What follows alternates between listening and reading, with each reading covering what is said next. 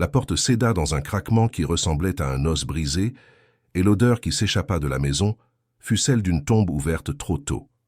C'était le 14 octobre 1893, sous un ciel d'Auvergne lourd comme du plomb fondu, que 3 hommes franchirent le seuil de la demeure qui n'aurait jamais dû être rouverte.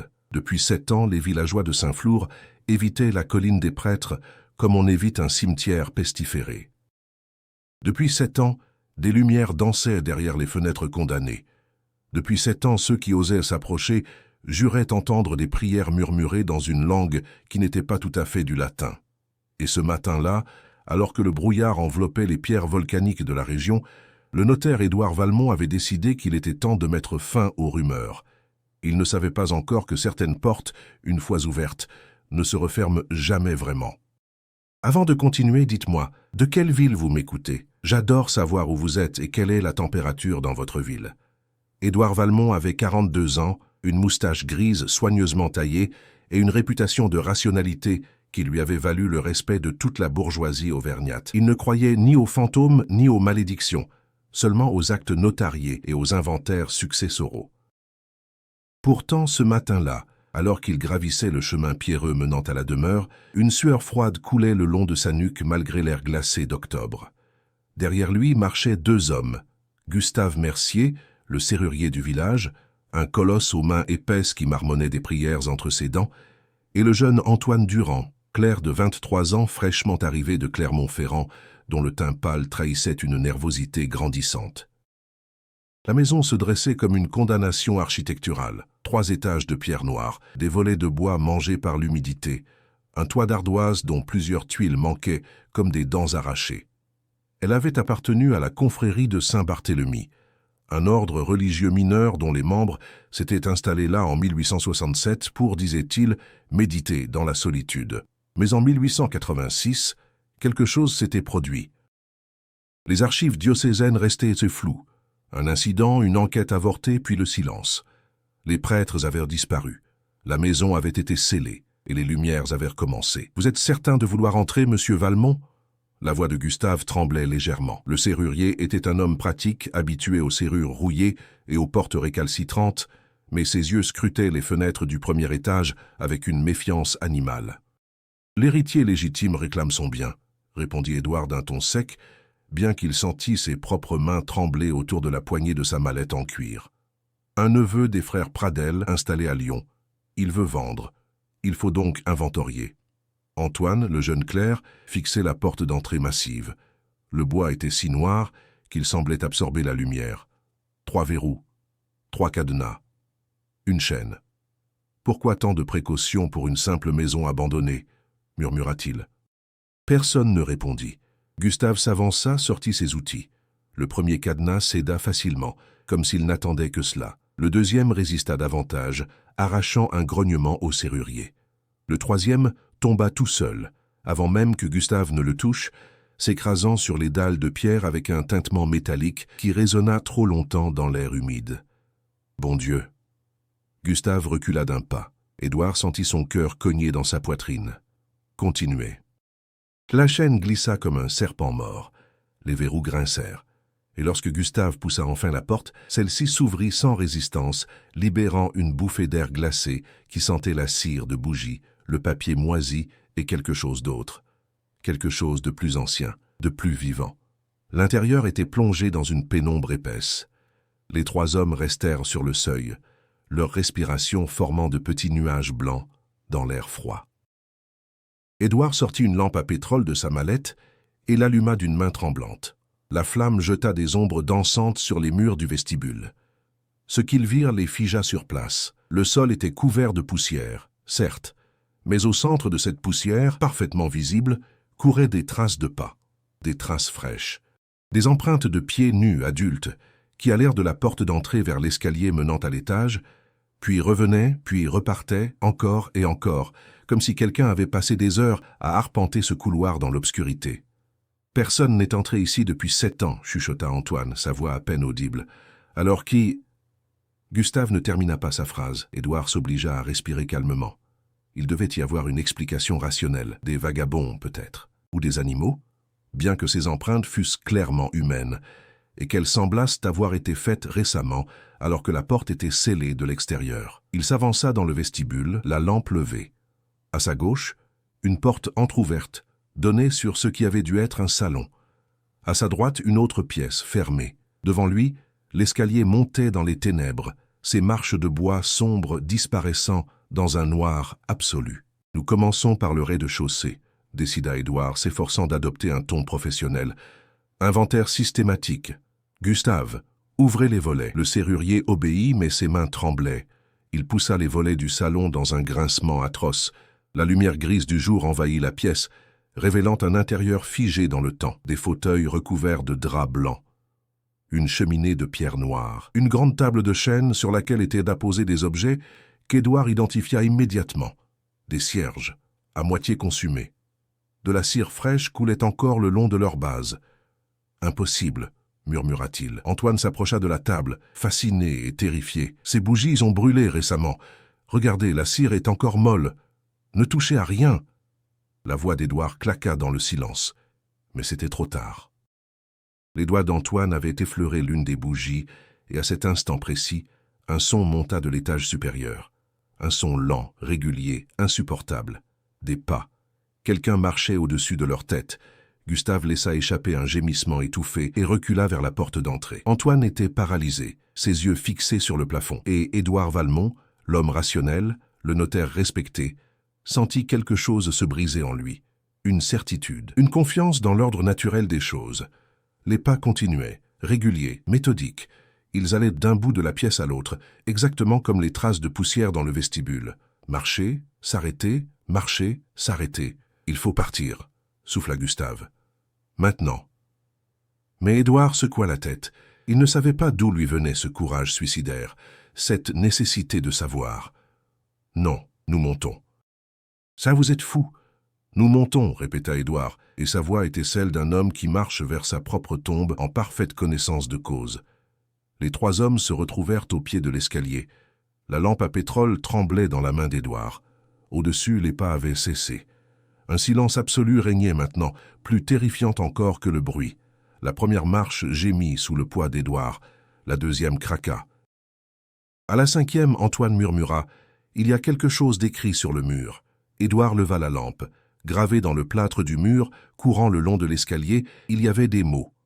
En latin, mais un latin étrange, déformé. Il reconnut quelques fragments. Silentium perpetuum, peccatum absconditum, janua clausa, silence perpétuel, péché caché, porte fermée.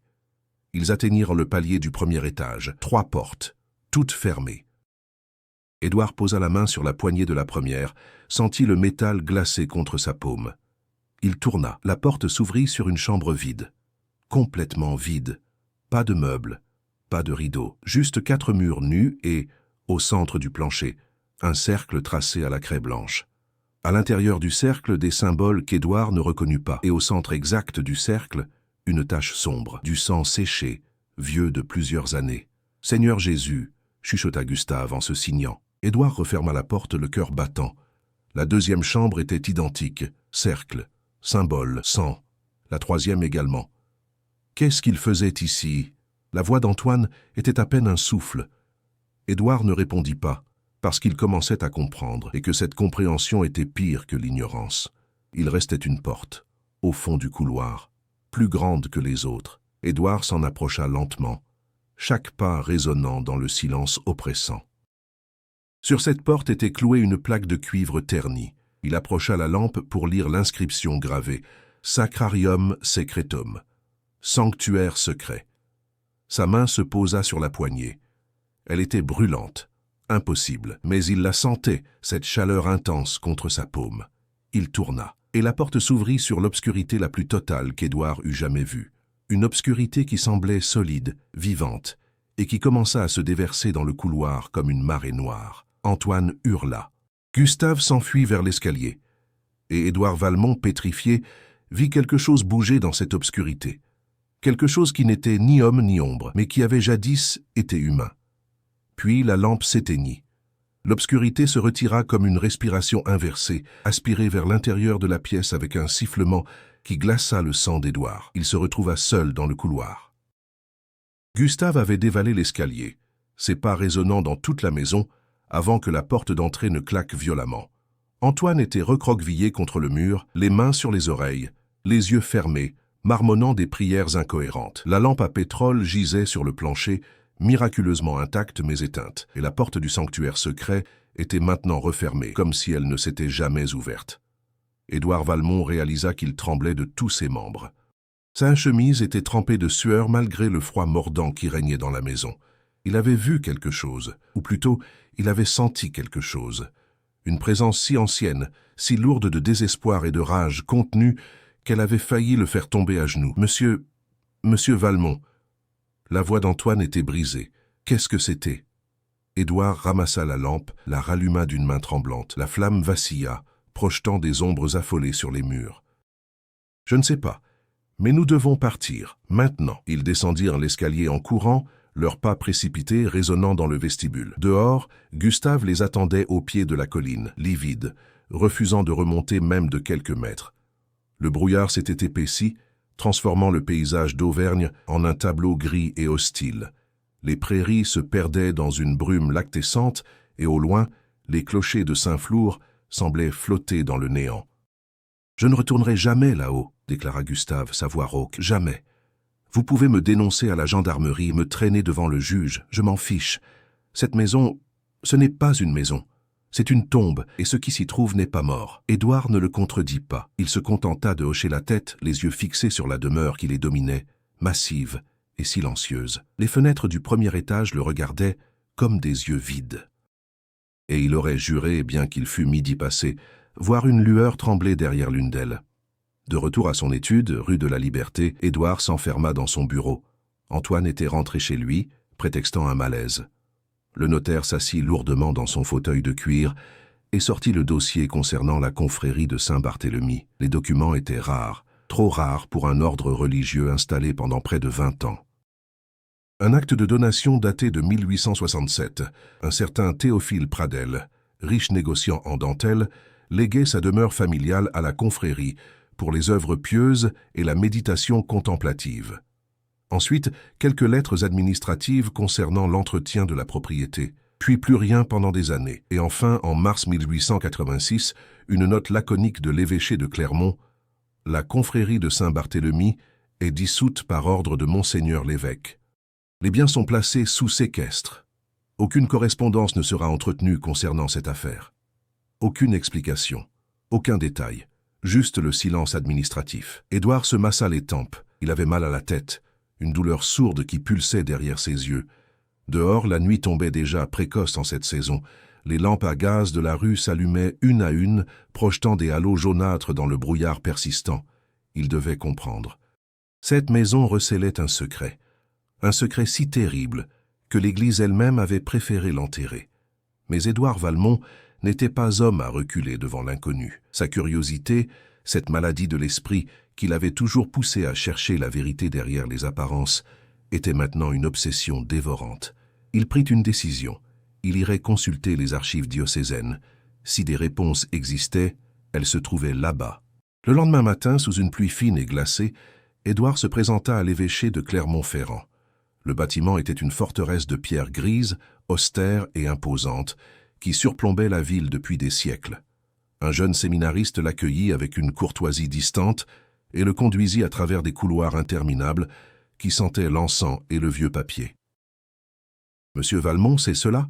Le père Augustin, archiviste diocésain, était un homme d'une 60aine d'années, voûté par les heures passées penché sur des manuscrits anciens. Ses yeux, derrière des lunettes rondes, brillaient d'une intelligence aiguë. « Vous vous intéressez à la confrérie de Saint-Barthélemy, m'a-t-on dit. »« En effet, mon père. Je suis chargé d'inventorier la propriété de la colline des prêtres et je souhaiterais comprendre les circonstances de la dissolution de l'ordre. » Un silence. Le père Augustin ôta ses lunettes, les nettoya lentement avec un mouchoir de tissu. « Cette affaire est classée, monsieur Valmont. »« Classée ? Oui. Les documents la concernant sont scellés. » Édouard sentit une frustration monter en lui. « Mon père, je représente l'héritier légitime de cette propriété. J'ai le droit de connaître son histoire. » Le prêtre le dévisagea longuement, comme s'il évaluait quelque chose d'invisible. Puis il soupira. « Venez, je vais vous montrer ce que je peux. Mais sachez que certaines connaissances portent un poids. Ils descendirent dans les sous-sols de l'évêché, là où les archives les plus anciennes étaient conservées. L'air était froid et sec, chargé d'une odeur de parchemin et de moisie. Le père Augustin alluma une lampe à huile et la porta devant lui, guidant Édouard à travers un labyrinthe d'étagères croulant sous les registres poussiéreux. La confrérie de Saint-Barthélemy, commença le prêtre d'une voix basse, n'était pas ce qu'elle prétendait être. Oh, au début, certainement, 7 frères, tous issus de bonnes familles auvergnates, qui souhaitaient se retirer du monde pour se consacrer à la prière. Rien d'inhabituel. Monseigneur l'évêque leur avait même donné sa bénédiction. Il s'arrêta devant une étagère particulière, en sortit un registre relié de cuir noir. Mais au fil des années, des rumeurs ont commencé à circuler. Les frères ne descendaient plus au village. Ils ne participaient plus aux cérémonies religieuses. Ils vivaient reclus, ne recevant personne, ne sortant que la nuit pour aller chercher des provisions. Édouard écoutait, fasciné. Le père Augustin ouvrit le registre, révélant des pages couvertes d'une écriture serrée et élégante. En 1885, une jeune fille du village, Marie Chalvette, 15 ans, a disparu. Ses parents ont alerté le curé de Saint-Flour, qui a immédiatement pensé à la confrérie. Il est monté sur la colline avec le maire et 2 gendarmes. Et le visage du prêtre s'assombrit. Ils ont trouvé la maison fermée de l'intérieur, mais ils ont entendu des chants dans une langue qu'ils n'ont pas reconnue. Le curé a frappé à la porte, exigé d'entrer. Finalement, l'un des frères a ouvert. Le frère Anselme. Le père Augustin tourna une page, désignant un paragraphe. Voici le témoignage du curé. Je cite. « Le frère Anselme était méconnaissable. Ses yeux étaient injectés de sang, son visage émacié au point que sa peau semblait collée à son crâne. Il m'a dit que Marie Chalvet n'était pas là, qu'il ne l'avait pas vue. Mais derrière lui, dans le vestibule, j'ai aperçu une robe bleue, la même que portait Marie le jour de sa disparition. » Édouard sentit sa gorge se serrer. Ils l'ont retrouvée? Non, jamais. Anselme a refermé la porte et, malgré les menaces des gendarmes, il n'a plus ouvert. Le maire a demandé un mandat d'intervention à la préfecture, mais avant que les autorités ne puissent agir, le prêtre s'interrompit comme s'il hésitait à poursuivre. « Avant » pressa Édouard. Une nuit en janvier 1886, les habitants de Saint-Flour ont été réveillés par une lueur rouge au sommet de la colline des Prêtres. Certains ont cru à un incendie, mais ce n'était pas du feu. C'était autre chose, une lumière cramoisie qui pulsait comme un cœur vivant. Et avec cette lumière, des cris, des hurlements terribles qui ont duré toute la nuit. Édouard était pétrifié. Mon Dieu! Au matin, le silence était revenu. Le curé, accompagné de plusieurs hommes armés, est monté à la maison. Ils ont enfoncé la porte. Et ce qu'ils ont trouvé à l'intérieur, le père Augustin referma le registre d'un geste brusque. L'évêque a ordonné que tout soit scellé. Le rapport complet est enfermé dans un coffre auquel je n'ai pas accès. Tout ce que je sais, c'est que les 7 frères ont disparu cette nuit-là. Leurs corps n'ont jamais été retrouvés, et Marie Chalvet non plus. Mais alors, qui marche dans cette maison? La question avait jailli malgré lui. Le prêtre le fixa gravement. Je ne peux pas répondre à cette question, monsieur Valmont, mais je peux vous dire ceci. La confrérie de Saint-Barthélemy pratiquait quelque chose qui n'avait rien à voir avec la foi chrétienne. Des rites, des invocations. Il cherchait à ouvrir une porte. Une porte vers quoi? Vers ce qui ne devrait jamais être atteint. Le silence qui suivit fut lourd, oppressant. Édouard sentait son esprit vaciller. Toute sa vie, il avait cru en la raison, en l'ordre des choses, en l'explication rationnelle. Mais maintenant, face à ce mystère qui défait toute logique, il se sentait comme un enfant perdu dans l'obscurité. « Il existe un document », murmura soudain le père Augustin, « un journal, tenu par l'un des frères avant la fin. Il a été retrouvé dans la maison et transmis à l'évêché. Officiellement, je ne devrais pas vous en parler, mais... » Il hésita. « Venez. » Ils s'enfoncèrent encore plus profondément dans les archives, jusqu'à une petite pièce fermée par une porte de fer. Le prêtre sortit un trousseau de clés, déverrouilla la porte. À l'intérieur, sur une table, reposait un cahier relié de cuir brun, taché et gondolé par l'humidité. « Le journal du frère Mathieu », annonça le père Augustin, le plus jeune de la confrérie. Il avait 24 ans. Lisez. Mais prenez garde, monsieur Valmont, certaines vérités changent un homme pour toujours. Édouard prit le cahier d'une main tremblante. Il l'ouvrit à la première page. L'écriture était nerveuse, irrégulière, celle d'un homme en proie à un trouble profond. 15 septembre 1885. Je ne sais plus pourquoi nous sommes venus ici. Au début, c'était pour servir Dieu, pour nous purifier dans le silence et la prière. Mais le frère Anselme a changé. Il parle de révélation. Il dit que Dieu nous a abandonnés, que nous devons chercher ailleurs. Il passe ses nuits dans le sanctuaire, à lire des textes que je ne reconnais pas, des textes anciens, écrits dans des langues mortes. Il dit qu'il a trouvé la porte vers l'au-delà véritable. Édouard tourna les pages, son cœur battant de plus en plus vite. 3 octobre 1885, nous avons tracé les cercles, dans chaque chambre. Anselme dit que ce sont des sceaux de protection. Mais contre quoi? Aujourd'hui, pendant les prières, j'ai entendu quelque chose répondre. Une voix qui n'était pas la nôtre. Une voix qui venait du sanctuaire. Le frère Gabriel a pleuré. Le frère Lucien refuse de manger. 12 novembre 1885. La fille est arrivée. Marie. Elle s'était perdue sur la colline et a frappé à notre porte. Anselme l'a fait entrer avec un sourire terrible. Il dit qu'elle est un don, un sacrifice nécessaire. J'ai voulu protester, mais les autres m'ont retenu. Mon Dieu, que faisons-nous? Les mains d'Édouard tremblaient si fort qu'il peinait à tenir le cahier. 15 janvier 1886. C'est cette nuit. Anselme a tout préparé. Les symboles, les incantations. Marie est enfermée dans le sanctuaire. Elle hurle depuis des heures. Je veux fuir, mais je ne peux pas. Quelque chose nous retient ici. Quelque chose dans les murs, dans l'air. Anselme dit que quand la porte s'ouvrira, nous verrons la vérité. Nous deviendrons éternels. Mais j'ai peur. J'ai si peur. Si quelqu'un lit ces mots, qu'il sache ceci. Nous avons commis l'impardonnable. Et maintenant, nous devons en payer le prix. La porte s'ouvre. Et ce qui vient de l'autre côté, la dernière phrase était inachevée. Le reste de la page couvert de taches d'encre et de ce qui ressemblait à du sang séché. Édouard referma le journal, le souffle court. Il leva les yeux vers le père Augustin qui le regardait avec une compassion triste. « Ils ont tué cette jeune fille, » murmura le notaire. « Ils l'ont sacrifiée. » Oui, dans un rituel interdit, et en faisant cela, ils ont ouvert quelque chose qui n'aurait jamais dû l'être. Mais qu'est-ce qui se trouve dans cette maison maintenant? Le prêtre secoua lentement la tête. Pas eux. Ils sont partis. Ou pire, ce qui reste, ce sont les conséquences, l'écho de ce qu'ils ont fait. La porte qu'ils ont ouverte ne s'est jamais refermée, monsieur Valmont. Et ce qui passe par cette porte cherche à sortir. Édouard Valmont ne dormit pas cette nuit-là. De retour dans sa maison bourgeoise de la rue du Commerce, il resta assis dans son bureau jusqu'à l'aube, le journal du frère Mathieu posé devant lui comme une accusation silencieuse. Le père Augustin lui avait permis de l'emporter, violation grave du règlement diocésain. Mais le vieil archiviste semblait avoir compris que certaines vérités exigèrent d'être poursuivies jusqu'au bout, quelles qu'en soient les conséquences. La pluie tambourinait contre les carreaux.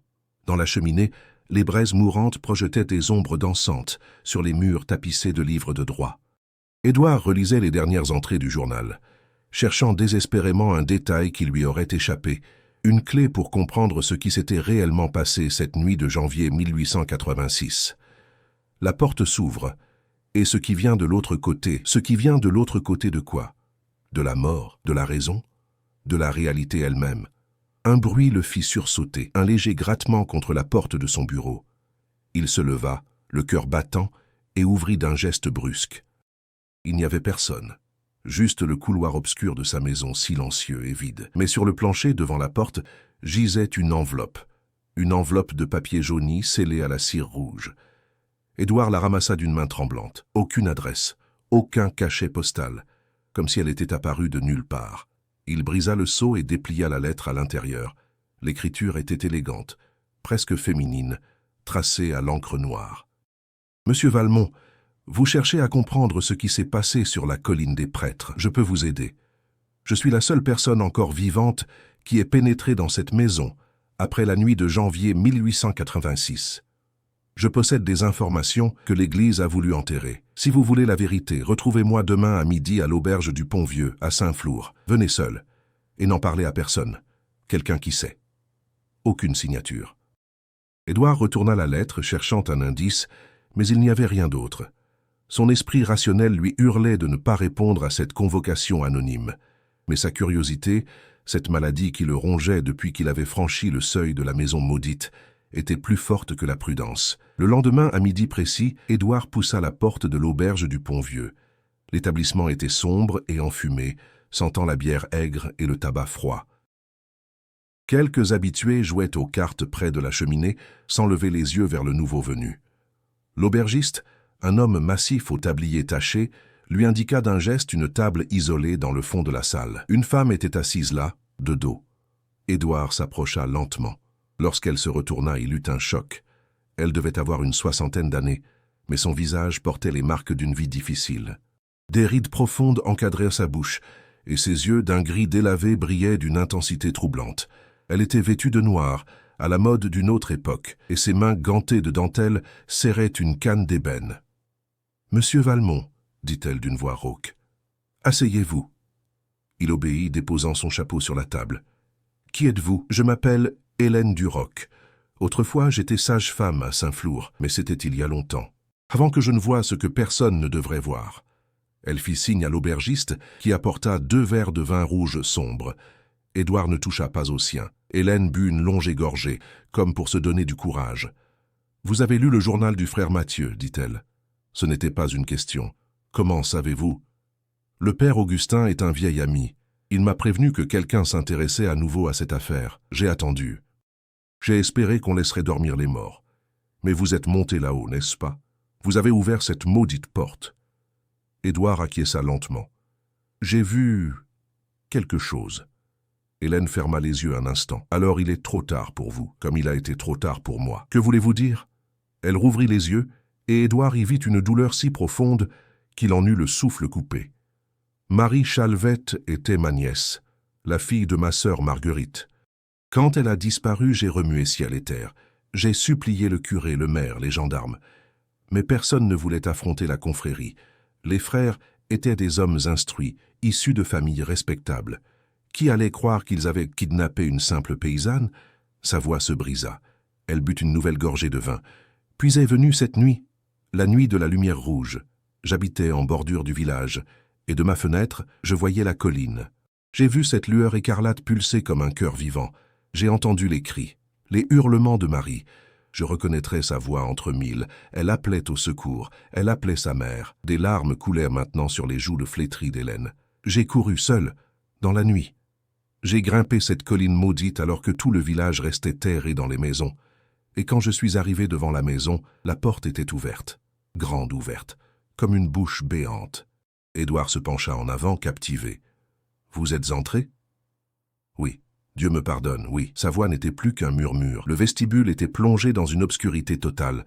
Mais au-dessus, au premier étage, cette lumière rouge brillait, si intense qu'elle transperçait les planches du plafond. Et il y avait une odeur de chair brûlée, de soufre et de quelque chose d'autre. Quelque chose de pourri. Elle but encore, sa main tremblant si fort que le vin déborda du verre. J'ai monté l'escalier. Chaque marche gémissait sous mes pas comme si elle protestait. Et sur les murs, il y avait des écritures. Des mots tracés avec du sang frais, en latin, en grec, dans des langues que je ne connaissais pas. Et tous disaient la même chose, encore et encore. La porte est ouverte. La porte est ouverte. Édouard sentit sa gorge se serrer. Et au premier étage, les 3 chambres, les cercles tracés à la craie, et dans chaque cercle, un corps, 3 des frères. Morts. Mais pas normalement. Leurs visages étaient figés dans des expressions de terreur absolue. Leurs bouches ouvertes comme s'ils avaient essayé d'avaler quelque chose. Et leurs yeux. Elle frissonna violemment. Leurs yeux étaient brûlés de l'intérieur, des orbites vides et noires, fumantes encore. Édouard sentit la nausée le submerger. Et les autres frères? J'ai continué, jusqu'à la porte au fond du couloir, le sanctuaire. Elle était entr'ouverte. Et de l'intérieur venait cette lumière rouge, si brillante que je devais protéger mes yeux. J'ai poussé la porte. Elle s'arrêta, fixant son verre de vin comme si elle y cherchait du courage. Puis elle reprit d'une voix à peine audible. La pièce était vaste, circulaire. Les murs étaient couverts de symboles gravés dans la pierre. Au centre, un autre cercle, mais celui-ci était différent, énorme, complexe. Et à l'intérieur, sa voix se brisa complètement. Édouard attendit, le cœur battant. À l'intérieur, il y avait Marie, ma petite Marie. Elle était étendue sur une dalle de pierre, nue, couverte de sang. Ses poignets et ses chevilles étaient attachés avec des cordes qui avaient entaillé sa chair. Et tout autour d'elle, les 4 frères restants, Anselme, Gabriel, Lucien et Thomas. Ils étaient agenouillés, les mains levées vers le plafond, psalmodiant dans cette langue terrible. Elle était... vivante ? demanda Édouard, bien qu'il redoutât la réponse. Oui, elle me regardait. Ses yeux me suppliaient. J'ai voulu courir vers elle, mais je ne pouvais pas bouger. C'était comme si l'air lui-même s'était solidifié. Et puis... Hélène ferma les yeux, et une larme roula sur sa joue. Le cercle s'est illuminé, plus brillant que le soleil.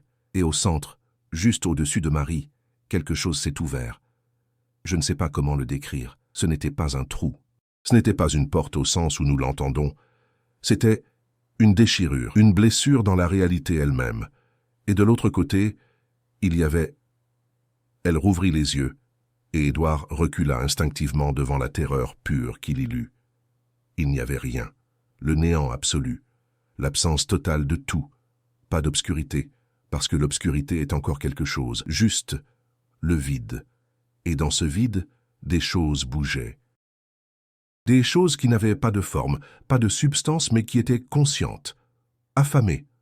Mon Dieu, les frères ont continué à chanter, et la déchirure s'est élargie, et ces choses, ces entités, ont commencé à passer, elles sont entrées dans les frères. J'ai vu leur corps se tordre, se convulser, j'ai vu leur visage changer, devenir autre chose, et Anselme a regardé Marie, et il a souri, un sourire qui n'était plus humain. Hélène but le reste de son vin d'un trait. Il a pris un couteau, un long couteau cérémoniel, et il l'a levé au-dessus du cœur de Marie. J'ai hurlé, j'ai trouvé la force de bouger, je me suis jeté en avant, mais il était trop tard, le couteau est descendu. Un silence terrible s'installa. Dans l'auberge, les joueurs de cartes riaient bruyamment, inconscients du drame qui se rejouait à la table du fond. Elle est morte instantanément. Son sang a coulé dans les rainures du cercle, alimentant le rituel. Et la déchirure s'est ouverte complètement. Les choses sont passées. Toutes. Elles ont investi les corps des frères, et puis elles se sont tournées vers moi. Comment avez-vous survécu?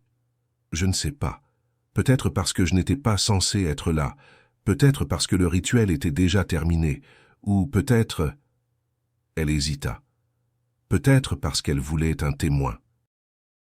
Quelqu'un pour porter le fardeau de ce savoir. Qu'est-il arrivé aux frères? Ils ont disparu, pas leur corps physique. Leurs corps sont restés dans la pièce.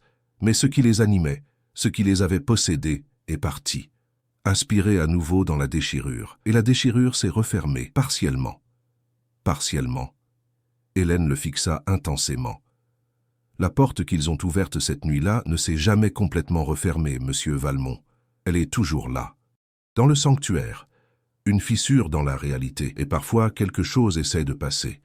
C'est pour cela que des lumières apparaissent encore. C'est pour cela que l'on entend des pas. Ce ne sont pas les fantômes des frères. Ce sont les échos de ce qu'ils ont laissé entrer. Édouard sentit un frisson glacé parcourir son échine. Pourquoi ne l'avez-vous jamais dit à personne? Je l'ai fait. J'ai tout raconté au curé, au maire, aux gendarmes. Ils m'ont traité de folle. De femme hystérique, traumatisée par la mort de sa nièce. L'Église a envoyé ses propres investigateurs. Ils ont trouvé les corps des 7 frères et celui de Marie. Ils ont scellé la maison, et ils m'ont fait comprendre que si je continuais à parler, je finirais à l'asile. Elle posa sa main gantée sur celle d'Édouard. Ses doigts étaient glacés. « Mais vous avez senti quelque chose, n'est-ce pas, quand vous avez ouvert la porte du sanctuaire? Vous l'avez senti. » Édouard hocha lentement la tête. « Oui, alors vous comprenez, cette maison n'est pas simplement hantée, elle est infectée, contaminée par quelque chose qui n'appartient pas à notre monde. Et maintenant que la porte d'entrée a été ouverte, maintenant que les sceaux ont été brisés. » Quoi? Ça va recommencer. Les mots tombèrent comme une sentence de mort. Que voulez-vous dire? Les frères avaient tracé les cercles de protection dans les chambres. Ils savaient que ce qu'ils faisaient était dangereux. Ces cercles maintenaient la chose, confinée dans le sanctuaire. Mais vous avez ouvert les portes, vous avez marché dans les chambres, vous avez rompu les sceaux. Édouard se leva brusquement, renversant sa chaise. « Non, non, c'est impossible. Je n'ai rien fait de tel. Le simple fait d'entrer suffisait, » dit Hélène avec une tristesse infinie. « La maison attendait. Elle attend depuis 7 ans. Et maintenant, elle a ce qu'elle voulait, un nouveau canal, une nouvelle ouverture. Vous dites n'importe quoi, mais même en prononçant ces mots, Édouard savait qu'elle avait raison. Il l'avait senti dès le moment où il avait franchi le seuil, cette sensation d'être observé, évalué, choisi. Hélène se leva à son tour, s'appuyant lourdement sur sa canne. Il y a peut-être un moyen, un seul, mais il est dangereux. Lequel? Retourner là-haut, entrer dans le sanctuaire. Et refermer la porte, complètement. Comment? Le journal du frère Mathieu ne contenait pas tout. Avant de mourir, avant que le rituel ne commence, il a caché quelque chose dans la maison. Des notes, un grimoire, les instructions exactes du rituel qu'Anselme avait utilisé et peut-être la façon de l'inverser. Édouard la dévisagea, incrédule. Vous voulez que je retourne dans cette maison, que je cherche un livre maudit et que j'accomplisse un contre-rituel. Je veux que vous répariez ce que vous avez commencé. Sa voix était dure maintenant, parce que si vous ne le faites pas, cette chose va sortir, elle va se répandre, elle va contaminer le village et d'autres mourront, comme Marie est morte. Un long silence, puis Édouard demanda d'une voix qu'il voulait ferme mais qui tremblait légèrement, « Et si j'échoue ?» Hélène Duroc le regarda avec une compassion terrible. « Alors priez pour que la mort vous prenne rapidement. Parce que ce qui vous attend de l'autre côté de cette porte est bien pire que la mort. » Elle se détourna et sortit de l'auberge, sa canne frappant le sol avec un rythme funèbre. Édouard resta immobile, fixant la table vide, le verre de vin intact. Il savait qu'il n'avait pas le choix. Cette nuit-là, il retournerait sur la colline des prêtres. La nuit tombait sur Saint-Flour comme un linceul de velours noir. Édouard Valmont gravissait la colline des prêtres pour la deuxième fois, mais cette fois, il était seul. Dans son sac de cuir, il avait emporté 3 lampes à pétrole, des allumettes, le journal du frère Mathieu, et quelque chose qu'il n'aurait jamais imaginé transporter un jour. Un crucifix en argent que le père Augustin lui avait donné avec ces mots terribles. « Si la foi ne vous protège pas, au moins l'argent béni pourra peut-être ralentir ce qui vient. » Le vent d'octobre hurlait entre les pierres volcaniques, portant avec lui l'odeur âcre des genêts et quelque chose de plus subtil, de plus dérangeant. Une senteur de cire brûlée et de chair corrompue qui semblait émaner de la maison elle-même. Les nuages masquaient la lune, plongeant le paysage dans une obscurité presque totale. Seule la silhouette de la demeure se découpait contre le ciel, masse sombre et menaçante qui dominait la vallée comme un seigneur maléfique. Édouard s'arrêta devant la porte d'entrée. Elle était entr'ouverte, exactement comme il l'avait laissée après leur fuite précipitée. Mais maintenant, dans la pénombre, cette ouverture ressemblait à une bouche entrebâillée, attendant de l'avaler. Il alluma sa première lampe, inspira profondément et entra. Le vestibule était exactement tel qu'il l'avait laissé, et pourtant différent. Les traces de pas dans la poussière semblaient plus nombreuses maintenant, comme si quelqu'un ou quelque chose avait continué à marcher pendant son absence. Les murs suintaient d'humidité, et dans le silence oppressant, Édouard pouvait entendre sa propre respiration résonner comme un souffle de forge. Il se dirigea vers l'escalier, chaque pas mesuré, contrôlé. Son esprit rationnel tentait désespérément de garder le contrôle, de réduire cette expérience à quelque chose de compréhensible. Mais son corps savait la vérité, ses mains tremblaient, son cœur battait trop vite, et une voix primitive au fond de son crâne hurlait une seule chose, « Fuis, fuis maintenant !» Il monta les marches une à une, les inscriptions latines gravées dans le plâtre semblaient plus profondes à la lueur vacillante de la lampe. « Silentium perpetuum, peccatum absconditum. Janua clausa, silence perpétuel, péché caché, porte fermée. » Mais la porte n'était pas fermée. Hélène Duroc le lui avait dit. Elle était entr'ouverte, depuis 7 ans. Et ce soir, Édouard allait devoir la franchir. Il atteignit le palier du premier étage. Les 3 portes des chambres étaient maintenant ouvertes. Édouard jura intérieurement. Il les avait toutes refermées la dernière fois. Il en était certain. Qui ou quoi les avait rouvertes? Il jeta un coup d'œil dans la première chambre. Le cercle de craie était toujours là, mais il semblait avoir été partiellement effacé, comme si quelqu'un avait marché dessus. La tache de sang au centre était plus sombre qu'avant, presque noire, et il y avait une odeur de décomposition qui n'aurait pas dû être là après tant d'années. Édouard referma rapidement la porte et continua. Il devait trouver le grimoire. C'était son seul but. Hélène lui avait dit que le frère Mathieu l'avait caché quelque part dans la maison. Mais où? Il s'arrêta devant la porte du sanctuaire. La plaque de cuivre ternie brillait faiblement à la lueur de la lampe. Sacrarium secretum. La poignée était toujours brûlante au toucher, une chaleur surnaturelle qui défait toute logique. Édouard sortit le crucifix de sa poche, le serra dans sa main libre et tourna la poignée. La porte s'ouvrit sans résistance cette fois, comme si elle l'attendait. L'obscurité de l'autre côté n'était pas normale. Ce n'était pas simplement l'absence de lumière. C'était une obscurité tangible, presque solide, qui semblait repousser la lueur de la lampe. Édouard avança d'un pas hésitant, puis d'un autre. Ses chaussures résonnèrent sur le plancher de bois. Et soudain, la lampe s'éteignit. Édouard se figea, le cœur battant à tout rompre. Il était plongé dans le noir absolu. Il ne voyait même pas sa propre main devant son visage. Il tâtonna pour rallumer la lampe, ses doigts tremblants, cherchant les allumettes dans sa poche. Puis, il entendit quelque chose. Un souffle, long, lent, comme si quelque chose de très grand respirait dans l'obscurité à quelques mètres de lui. « Qui est là ?»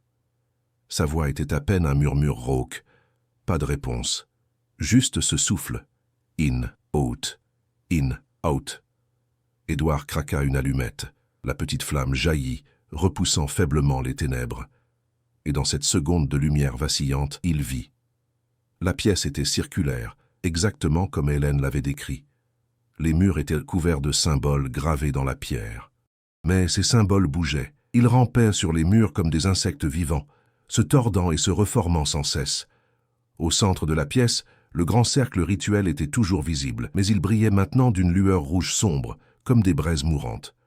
Et au centre du cercle, là où Marie Chalvet avait été sacrifiée, il y avait quelque chose. Ce n'était pas un corps, ce n'était pas une ombre, c'était une absence. Un vide en forme vaguement humaine, qui semblait absorber la lumière elle-même, et ce vide se tournait lentement vers lui. L'allumette s'éteignit. Édouard entendit des pas les siens. Quelque chose s'approchait dans l'obscurité. Quelque chose qui marchait avec un rythme étrange, syncopé, comme si ses jambes ne fonctionnaient pas tout à fait correctement. Il recula précipitamment, cherchant la porte à tâtons. Ses mains trouvèrent le chambranle. Il sortit du sanctuaire en trébuchant. Claqua la porte derrière lui.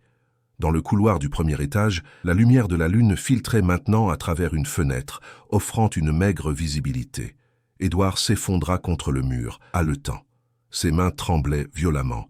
Il avait senti quelque chose dans cette pièce. Pas une présence. Plutôt le contraire. Une absence si profonde qu'elle créait un vide gravitationnel, attirant tout vers elle. La vie, la chaleur, la santé mentale. « Reprends-toi » murmura-t-il pour lui-même. « Reprends-toi. Le grimoire, tu dois trouver le grimoire. Où le frère Mathieu aurait-il pu le cacher? Pas dans le sanctuaire, trop dangereux. Pas dans les chambres, avec les cercles. Alors où? Une pensée lui vint. Le grenier. Les maisons auvergnates de cette époque avaient toutes un grenier. Un endroit pour stocker le grain, les outils, les objets qu'on n'utilisait plus. Un endroit où un homme désespéré pourrait cacher ses derniers secrets. Édouard trouva l'escalier menant au deuxième étage. Les marches étaient plus étroites, plus raides. L'air devenait plus froid à mesure qu'il montait. Au sommet, une petite porte de bois brut. Il la poussa. Le grenier s'étendait sous les poutres apparentes du toit. Des toiles d'araignée pendaient comme des rideaux fantomatiques. Des caisses et des malles s'empilaient dans les coins. Et au fond, près d'une lucarne par laquelle entrait un rayon de lune blafard, il vit quelque chose qui le fit s'arrêter net. Un corps. Non, pas un corps, un squelette, vêtu d'une soutane noire déchiquetée, assis contre le mur, les jambes repliées, le crâne incliné sur la poitrine. Et dans ses mains osseuses, serrées comme un trésor, il y avait un livre relié de cuir noir. Édouard s'approcha lentement, chaque pas soulevant des nuages de poussière. Le squelette ne bougea pas, bien sûr. Mais Édouard avait l'impression horrible que les orbites vides le regardaient. « Le frère Mathieu, murmura-t-il, tu es resté ici. Tu ne t'es pas enfui. Tu es monté ici pour te cacher. » Il tendit la main vers le livre. Ses doigts touchèrent le cuir froid. Et à cet instant, le crâne du squelette tomba, roulant sur le plancher avec un bruit sec qui fit sursauter Édouard. La mâchoire inférieure se détacha, et de l'intérieur du crâne tomba un petit papier plié. Édouard le ramassa d'une main tremblante et le déplia. C'était une note, écrite de la même écriture nerveuse que le journal. Si quelqu'un trouve ceci, qu'il sache. Le rituel peut être inversé, mais le prix est terrible. Celui qui refermera la porte devra offrir ce qu'elle réclame. Un sacrifice volontaire, une vie donnée librement. C'est la seule chose qui peut sceller ce qui a été ouvert. Je n'ai pas eu ce courage. Que Dieu me pardonne. Que Dieu pardonne à nous tous. Édouard laissa tomber la note. Ses jambes se dérobèrent sous lui et il s'assit lourdement sur le plancher poussiéreux. Un sacrifice. Une vie. La sienne. C'était donc cela. Le prix de la fermeture. Quelqu'un devait mourir. Volontairement. Dans ce cercle maudit. Pour nourrir la porte et la sceller à jamais. Non, murmura-t-il. Non, non, non. Il doit y avoir un autre moyen. Mais il savait, au fond de lui, qu'il n'y en avait pas. Il prit le grimoire d'une main tremblante et l'ouvrit. Les pages étaient couvertes de symboles, de diagrammes, d'incantations dans des langues qu'il ne connaissait pas. Mais vers la fin, il trouva une section écrite en français. Les instructions du rituel de fermeture. Il fallait d'abord tracer un nouveau cercle autour de l'ancien, ensuite prononcer les paroles d'inversion, et enfin, le sacrifice. La personne devait se placer au centre du cercle, trancher ses propres veines et laisser son sang sceller la porte pendant que son esprit était absorbé de l'autre côté. Édouard referma le livre, nauséeux. Il ne pouvait pas faire cela. Il ne pouvait pas se tuer. Il avait une vie, des responsabilités, des gens qui comptaient sur lui. Mais une autre voix, plus sombre, murmurait dans son esprit « Et combien de vies seront détruites si tu ne le fais pas?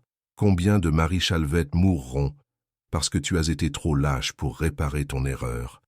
Il ne savait pas combien de temps il resta assis là, dans ce grenier poussiéreux, à contempler le squelette du frère Mathieu, l'homme qui avait choisi de fuir plutôt que d'assumer ses responsabilités, l'homme qui avait laissé la porte ouverte pendant 7 ans, condamnant la maison et tous ceux qui s'en approcheraient. Finalement, Édouard se leva. Il glissa le grimoire sous son bras et redescendit l'escalier. Il ne savait pas encore ce qu'il allait faire, mais il savait qu'il devait quitter cette maison, cette nuit. Réfléchir, décider. Il traversa le couloir du premier étage.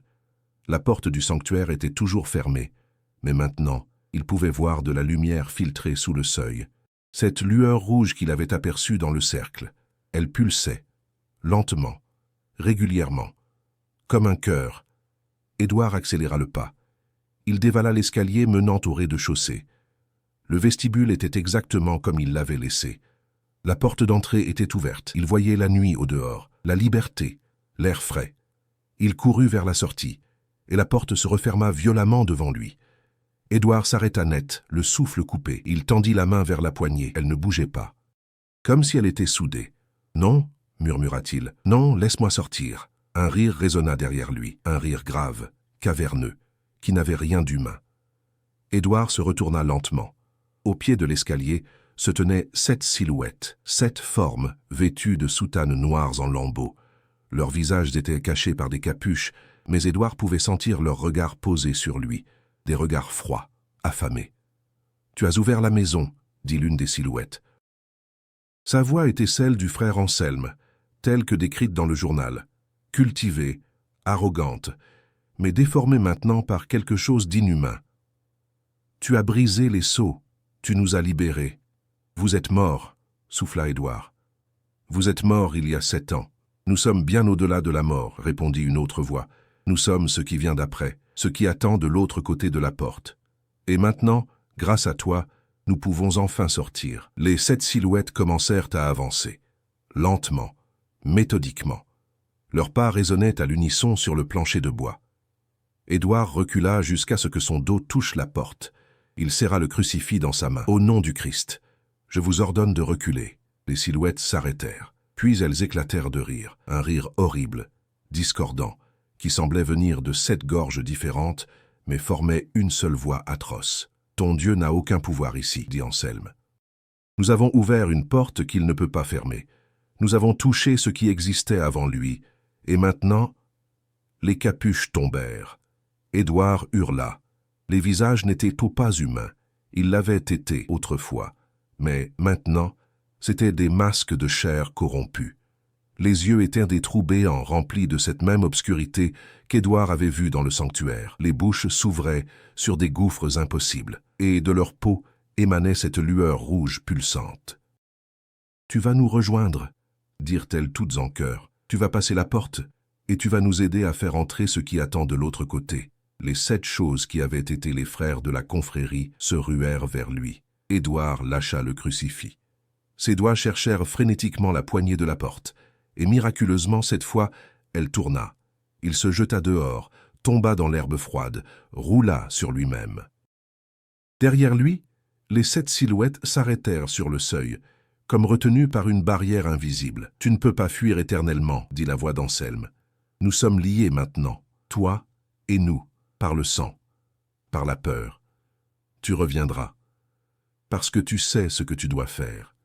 Et quand tu reviendras, nous t'attendrons. » Édouard se releva et courut. Il dévala la colline sans se retourner, le grimoire serré contre sa poitrine, les rires démoniaques résonnant dans la nuit derrière lui. Il ne s'arrêta qu'en atteignant le village, essoufflé, en sueur, tremblant de tous ses membres. Et dans sa tête, une seule certitude terrible, il devrait retourner, parce que la porte était ouverte. Et seule sa mort pourrait la fermer. Édouard Valmont ne rentra pas chez lui cette nuit-là. Il erra dans les ruelles désertes de Saint-Flour jusqu'à l'aube, serrant le grimoire contre lui comme un condamné serrerait sa dernière lettre. Le vent d'octobre lui griffait le visage, mais il ne sentait rien. Son esprit était ailleurs, prisonnier d'un labyrinthe de peur et de culpabilité, dont il ne voyait aucune issue. Aux premières lueurs du jour, il se réfugia dans l'église Saint-Pierre. Le sanctuaire était vide à cette heure, baigné d'une lumière grise qui filtrait à travers les vitraux représentant le martyre des saints. Édouard s'agenouilla devant l'autel, non par piété. Sa foi avait été ébranlée au-delà de toute réparation, mais par épuisement pur et simple. « Vous êtes venu chercher des réponses, monsieur Valmont ?» La voix le fit sursauter. Il se retourna et vit le père Augustin émerger de la sacristie, tenant un cierge allumé. Le vieil archiviste avait le visage creusé par l'insomnie, les traits tirés d'un homme qui portait trop de secrets. « Mon père... » La voix d'Édouard était rauque. « J'ai vu des choses. Je sais. » Le prêtre s'assit sur un banc à côté de lui. « Hélène Duroc m'a prévenu que vous monteriez là-haut. Je priais pour que vous en reveniez vivant. » Édouard sortit le grimoire de sous son manteau et le déposa sur le banc entre eux, comme une accusation. « Vous saviez ce qu'il fallait faire pour fermer la porte. » Le père Augustin baissa les yeux. « Oui. Pourquoi ne l'avez-vous pas fait vous-même? Pourquoi avoir laissé cette abomination ouverte pendant 7 ans? » Le silence qui suivit fut long et douloureux. Puis le prêtre parla d'une voix à peine audible. « Parce que je suis un lâche, monsieur Valmont. Quand l'évêché m'a envoyé enquêter en 1886, j'ai lu ce grimoire. J'ai compris ce qu'il fallait faire, et j'ai choisi de le cacher, de sceller la maison, de prier pour que personne n'y retourne jamais.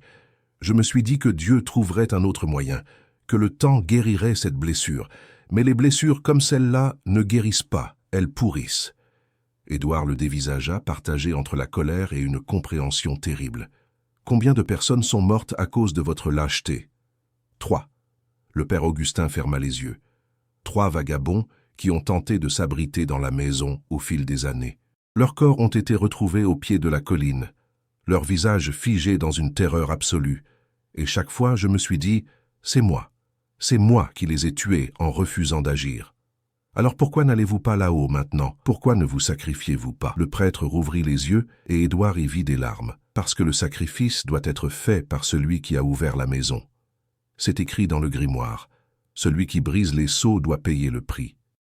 La porte ne se refermera que si elle reçoit ce qu'elle réclame, l'âme de celui qui l'a dérangée. » Édouard sentit ses entrailles se glacer. « Alors vous m'avez envoyé là-haut en sachant que j'étais condamné? » « Non. » Le père Augustin saisit son bras. « Je ne savais pas que vous iriez si loin. Je pensais que vous abandonneriez après avoir lu le journal, que votre rationalisme vous protégerait.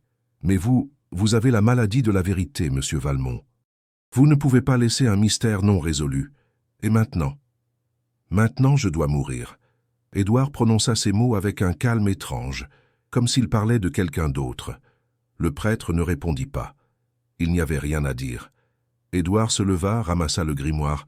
« Il me reste combien de temps? » La porte s'élargit chaque nuit. Les entités que vous avez vues, les frères possédés, deviennent plus fortes. Bientôt, elles pourront franchir le seuil de la maison. Et quand elles le feront, le père Augustin secoua la tête. Saint-Flour tout entier sera contaminé. Puis la région. Puis, je ne sais pas où cela s'arrêtera. « Combien de temps ?» répéta Édouard, plus fermement. 3 jours, peut-être 4. 3 jours pour se préparer à mourir. 3 jours pour mettre de l'ordre dans ses affaires. 3 jours pour trouver le courage d'accomplir l'impensable. Édouard quitta l'église sans un mot de plus. Le soleil se levait sur Saint-Flour, dorant les toits d'ardoise et les façades de pierre volcanique. Les boutiques ouvraient, les paysans menaient leurs charrettes vers le marché, les enfants couraient dans les rues en riant. La vie continuait, ignorante du gouffre qui s'ouvrait au-dessus de la ville. Il passa les 2 jours suivants à régler ses affaires. Il rédigea son testament, léguant sa fortune à divers organismes de charité. Il écrivit des lettres à ses proches, des explications vagues sur un voyage dont il ne reviendrait pas. Il vendit quelques biens, donna le reste, et chaque nuit, depuis sa fenêtre, il regardait la colline des prêtres, où la lueur rouge pulsait maintenant de manière visible, même depuis le village. Les rumeurs commençaient à se répandre. Les gens parlaient de cauchemars partagés, de voix entendues dans le vent, de silhouettes aperçues au sommet de la colline. Le maire avait convoqué une réunion d'urgence. L'évêché envoyait des émissaires. Mais Édouard savait qu'il n'y avait qu'une seule solution. Le 3e soir, au crépuscule, il se prépara. Il revêtit son plus beau costume, comme pour un rendez-vous important. Il glissa le grimoire dans sa sacoche.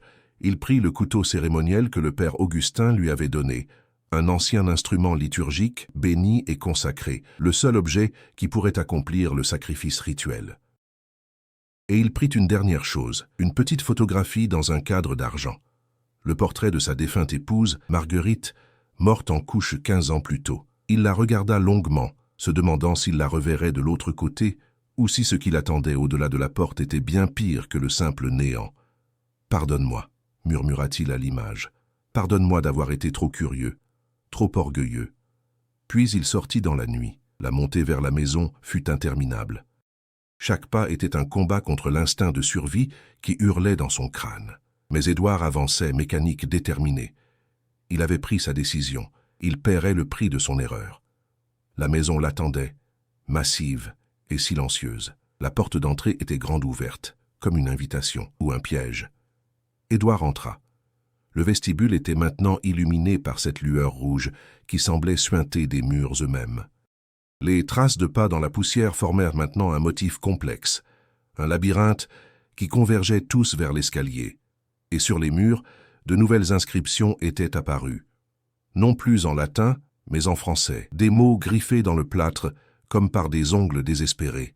« Aide-nous, nous souffrons, libère-nous, prends notre place. » Édouard détourna les yeux et monta l'escalier. Les marches gémissaient sous son poids, mais cette fois, il n'avait plus peur. La peur avait été consumée par quelque chose de plus profond, l'acceptation, la résignation. Au premier étage, les portes des 3 chambres étaient ouvertes.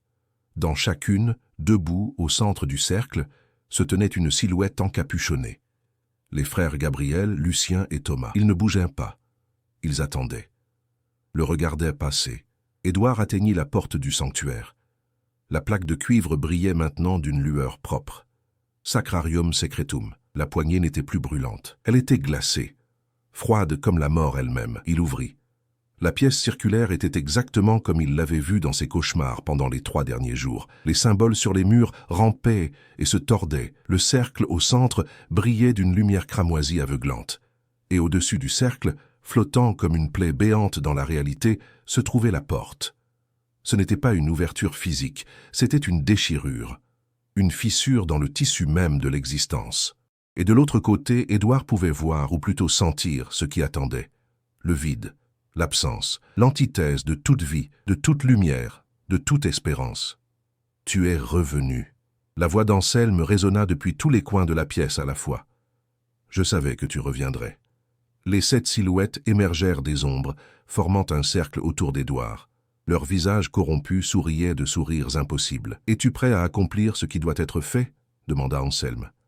« Es-tu prêt à payer le prix ?» Édouard ouvrit le grimoire à la page marquée. Ses mains ne tremblaient plus. Il était au-delà du tremblement maintenant. Oui. Il commença à tracer le nouveau cercle autour de l'ancien, utilisant la craie consacrée que le père Augustin lui avait donnée. Les symboles devaient être parfaits, précis. Chaque ligne, chaque courbe avait son importance. Un seul défaut, et le rituel échouerait. Les 7 frères le regardaient travailler en silence. Parfois, l'un d'eux riait doucement, un rire qui glaçait le sang. Quand le cercle fut terminé, Édouard se redressa. Il prit le grimoire et commença à lire les incantations. Les mots étaient dans une langue qu'il ne comprenait pas, mais ils coulèrent de sa bouche comme s'il les avait toujours connus. Une langue plus ancienne que le latin, plus ancienne que le grec. Une langue qui existait avant que les hommes n'aient des mots pour nommer Dieu. La lumière dans la pièce s'intensifia. La porte au-dessus du cercle commença à pulser en rythme avec les incantations, et Édouard sentit quelque chose changer en lui, comme si son âme elle-même commençait à se détacher de son corps. Il termina les incantations. Le silence qui suivit fut absolu. « Maintenant, dit Anselme, le sacrifice. » Édouard sortit le couteau cérémoniel. La lame brillait d'une lueur argentée dans la lumière rouge.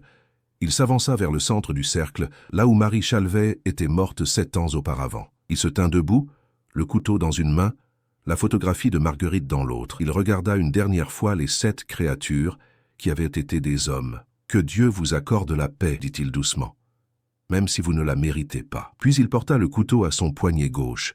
La lame trancha la chair. Le sang coula, chaud et épais, se répandant dans les rainures du cercle. La douleur était aiguë, insupportable, mais Édouard ne cria pas. Il changea de main et trancha son poignet droit. Le sang coulait maintenant en abondance. Le cercle s'illumina, brillant comme un soleil miniature, et la porte au-dessus commença à se refermer. Lentement, inexorablement. Les 7 frères hurlèrent, des hurlements de rage et de terreur. Ils se jetèrent vers Édouard, mais le cercle les repoussa, les brûlant au contact. « Non !» rugit Anselme. « Tu ne peux pas, nous étions si proches. Allez, en enfer !» murmura Édouard, ses forces l'abandonnant rapidement. Il tomba à genoux. Sa vision se troublait. Le sang continuait à couler, nourrissant le cercle, scellant la porte. Au-dessus de lui, la déchirure dans la réalité se refermait, centimètre par centimètre. Et alors qu'il sentait sa vie s'échapper, Édouard entendit une voix, douce, familière. « Édouard !» Il leva les yeux. Devant lui, baignée d'une lumière dorée qui n'appartenait pas à cette pièce maudite, se tenait Marguerite. Sa Marguerite, souriante, jeune, belle comme le jour où il s'était marié. « Il est temps de venir, mon amour. » Elle tendit la main. Édouard voulut la prendre, mais ses bras ne lui obéissaient plus. Son corps s'effondra sur le sol froid. La dernière chose qu'il vit fut la porte se refermant complètement, disparaissant comme si elle n'avait jamais existé. Les 7 frères se désintégraient, leur forme corrompue se dissolvant en fumée noire qui fut aspirée dans le néant. Et puis il n'y eut plus rien. Le corps d'Édouard Valmont fut retrouvé 3 jours plus tard par le père Augustin et une délégation de l'évêché. Il gisait au centre du sanctuaire, serein, presque paisible, tenant dans sa main droite la photographie de sa femme. La porte avait disparu. Les symboles sur les murs s'étaient effacés. Les cercles de craie n'étaient plus que de la poussière. Et pour la première fois en 7 ans, la maison était simplement une maison. Vide, froide, morte. Édouard Valmont fut enterré avec les honneurs dans le cimetière de Saint-Flour. La cause officielle de sa mort fut inscrite comme accident dans les registres. Personne ne parla de ce qui s'était réellement passé. Personne ne le pouvait. La maison de la colline des prêtres fut détruite l'année suivante. Les pierres furent dispersées, le terrain consacré à nouveau. Aujourd'hui, il ne reste qu'une prairie herbeuse, paisible et silencieuse. Mais les anciens du village se souviennent encore. Ils racontent l'histoire aux enfants, les soirs d'hiver, quand le vent hurle dans les cheminées. L'histoire de l'homme qui a ouvert une porte qui n'aurait jamais dû l'être et qui a payé le prix ultime pour la refermer.